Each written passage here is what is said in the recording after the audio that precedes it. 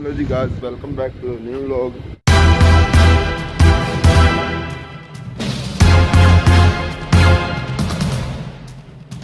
Hello ji guys, welcome back to the new vlog. तो हुणे ही उठ खलोते हैं तो टाइम हो रहा 2 ਦਾ। देख सकते हो तर मूँह ही नहीं धोता, कुत्ते वाली हालत होई पई है। तो हुण मूँह जो धोने तो फ्रैश होने तो वैसे रोटी शोटी का की प्रोग्राम है। ब्रेकफास्ट तो किया नहीं गया क्योंकि सवेरे उठे ही नहीं आया सी। तो हुण जिहड़ा उठे हैं तो हुण वेखने लंच की करने अगे पिछे असीं लंच नहीं करते, अज लंच कर रहे हैं, ब्रेकफास्ट नहीं किया इस करके। तो चलो फिर रोटी शोटी का कोई बनाने प्रोग्राम फ्रैश हो गए।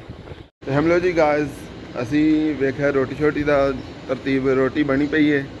तो हुण जिहड़ा सोच रहे हैं गर्मी बहुत है तो नाल 2 सोडा बना लीए। तो वेखने कि कोई करने तरतीब। बोतल भी रात की अद्धी पई हुई है तो बर्फ़ खड़ने अपने बॉयज़ के रूम के विचों। तो हुण जा बनाने बोतल दे नाल दुध मिक्स करके दुध सोडा तो तुहानूं वखाने फिर बर्फ़ लग चुकी है, देख सकते हो। तो हुण जा रहे हैं 2 सोडा बनाने ना रोटी शोटी करने कोई प्रोग्राम तो तुहानूं वखाने तो बाकी देख सकते हो गर्मी बहुत ज़्यादा हो गई है तो खलोण नहीं हो रहा, बहुत ही गर्मी हो गई है। 42-43 डिग्री हो गई होनी है। बाकी अपना भी ध्यान रखो, अपने घर का भी।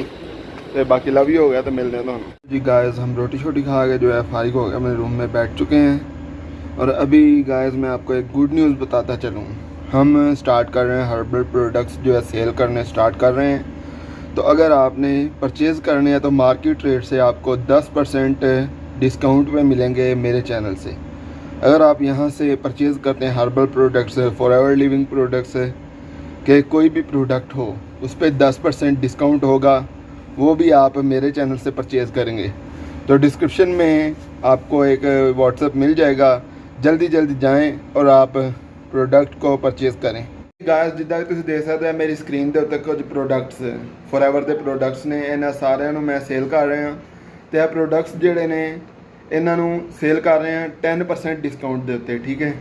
अगर तुसीं मेरे चैनल के जरिए प्रोडक्ट्स खरीदते हो ऑनलाइन तो तुहानूं 10% डिस्काउंट दिया जाएगा, ठीक है। स्पैशल ऑफर है, जल्दी करो, आ जाओ तो खरीदो फरोख्त करो तो मज़े लवो। तो असीं चलने हैं वीडियो की तरफ। चलो जी गाइस, जिद्दां तुसीं देख सकते हो असीं जा रहे हैं जिम विच। ते हुण रोटी शोटी खा के लेट गए सी थोड़ा ना, तो हुण जा रहे हैं थोड़ी नहीं वर्कआउट करने तो वेखने कि शुगल मेला लगता। बाकी हर्बल प्रोडक्ट्स जिहड़े ने सेल करने शुरू करते हैं। असीं भी यूट्यूब अपने ते 10% डिस्काउंट लाया, तुसीं जाके चैक करो। बाकी लव यू हो गया।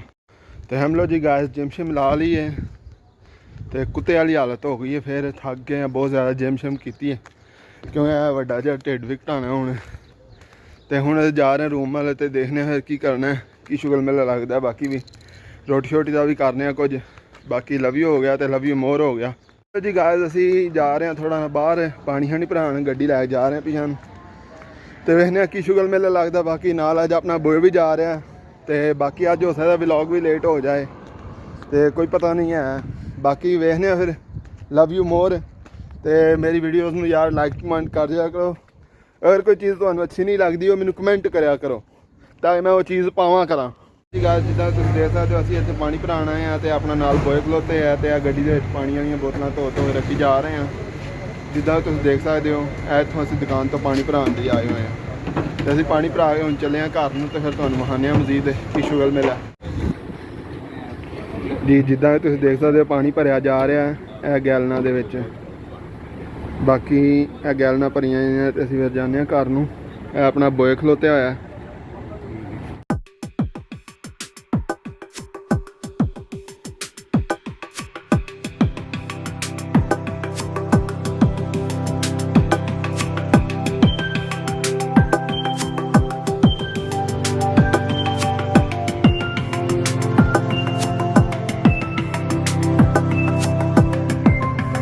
जी गाइस जिद्दां तुसीं देखदे तो अपना बॉय जिहड़ा रोटियां लै रहा है तो असीं इत्थे खलोते हैं इंतज़ार कर रहे हैं। असीं आए हैं होटल ते रोटियां लैन ते रोटियां लियां ने। तो हुण असीं कित्थे जाना जरा दस्सिया जे इन्हां नूं।